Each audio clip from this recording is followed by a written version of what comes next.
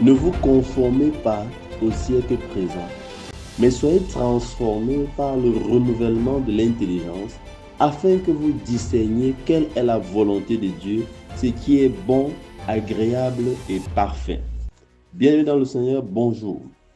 Et bienvenue à ce 6e numéro de notre méditation Haga, votre dévotionnel quotidien. Je suis Eric Fofou. Ce matin, nous étudions Romains chapitre 12, le verset 2. Le Seigneur, par l'apôtre Paul, parle à son Église. Il dit, ne vous conformez pas au monde présent, au siècle présent. C'est-à-dire, ne vous laissez plus modeler par ce monde. Beaucoup de chrétiens n'ont pas de repères, ou beaucoup de chrétiens n'ont de repères que le monde. Beaucoup de chrétiens évoluent selon le monde. Qu'est-ce que cela signifie? Cela signifie, on dit, ne vous conformez pas au monde présent. Cela signifie d'arrêter d'imiter les systèmes.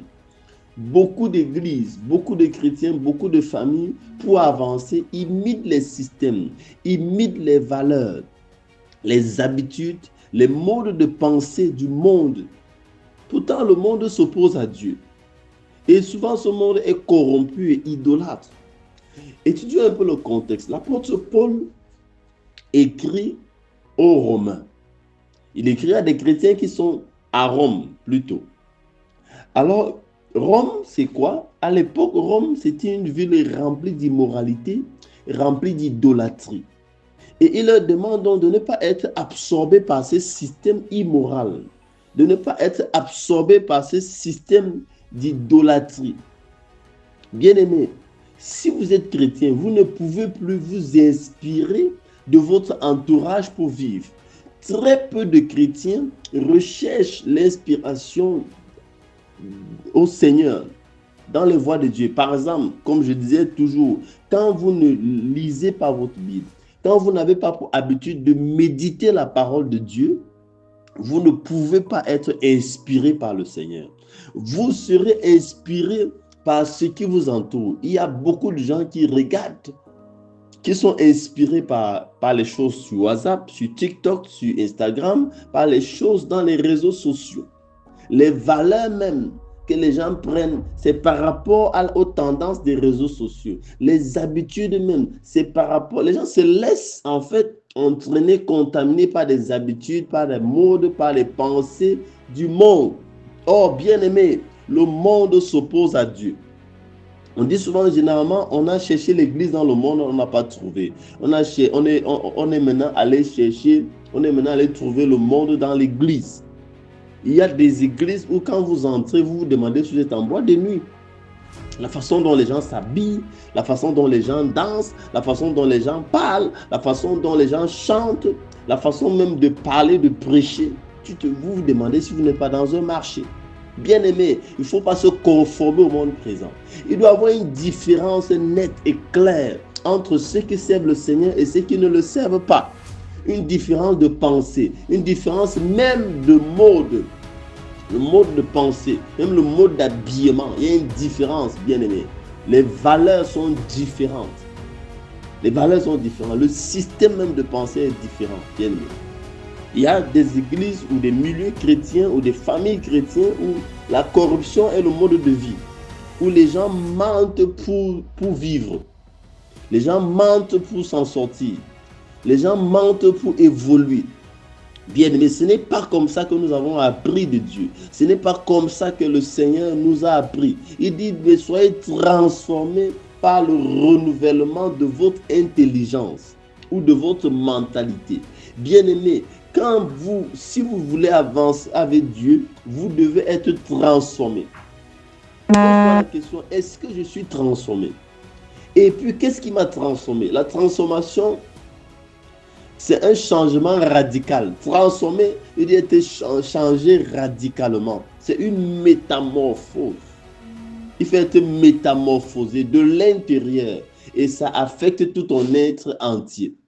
Donc, Et ce n'est pas juste des actions extérieures qui peuvent changer, c'est de l'intérieur qui fait. La transformation, elle est intérieure. Et beaucoup de chrétiens ne sont pas transformés de l'intérieur. Il y a un changement qui doit s'opérer. Si tu dis que tu es chrétien et que tu continues de penser de l'intérieur comme tu pensais quand tu étais païen, c'est qu'il n'y a aucune transformation.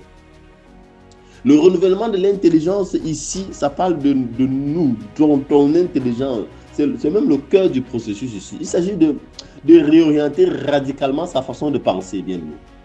Sa façon il faut passer d'une vision terrestre à une vision divine.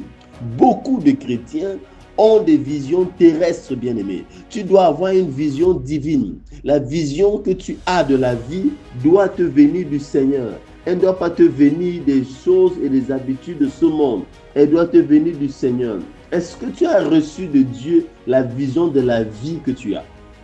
Beaucoup de gens vivent comme ils pensent. Un chrétien ne vit pas comme il pense. Un chrétien doit chercher chez Dieu comment vivre. Parce que c'est Christ qui t'a fait, c'est lui qui t'a façonné, c'est lui qui a ta destinée et c'est lui qui sait justement qu'est-ce que tu dois faire. Alors si tu ne vas pas dans sa présence pour chercher sa face, pour vivre, tu vas vivre une vie mais qui ne sera pas la vie de Dieu. Bien, mais je voulais t'exhorter à aller dans la présence de Dieu. Il te connaît. Il connaît ta vie. Il connaît qu'est-ce qui est bien pour toi. Il y a des choses peut-être qui bloquent dans ta vie parce que ce n'est pas Dieu qui t'a demandé de faire ça. Est-ce que le travail même dans lequel tu es maintenant, c'est Dieu qui t'a demandé de faire ça?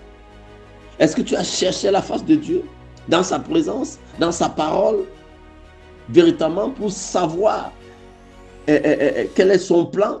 Parce que si ce n'est pas le cas, tu ne peux pas discerner la volonté de Dieu.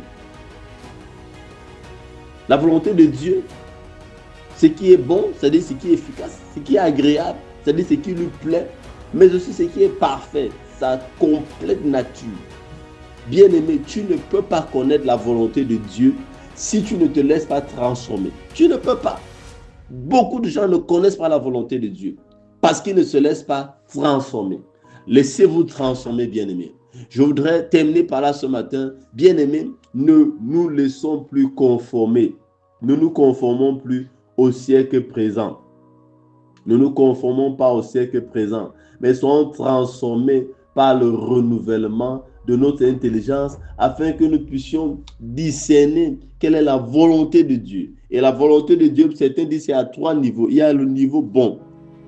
Et quand tu vas plus en profondeur dans la transformation, tu peux commencer à être agréable à Dieu. Tu peux faire des choses qui sont bonnes devant le Seigneur. Mais il faut passer au niveau où tes choses deviennent agréables à Dieu. Et puis, tu vas atteindre un niveau de perfection. Nous savons que la perfection n'est pas de ce monde, mais un niveau de perfection, ça peut arriver à un niveau où vraiment, sans interruption, sans mélange, tu fais exactement ce que le Seigneur dit. Et il te dira, c'est parfait. Vivement que la grâce de Dieu soit sur chacun de vous, chacun de nous. Que le Seigneur nous aide et nous accompagne dans cette transformation. Ne te conforme plus au siècle présent. Ne fais pas comme les autres. Fais ce que le Seigneur dit dans sa parole. Écoute-le et tu seras béni. Je suis Eric Fofo, l'apôtre de Jésus-Christ. Shalom, shalom, shalom.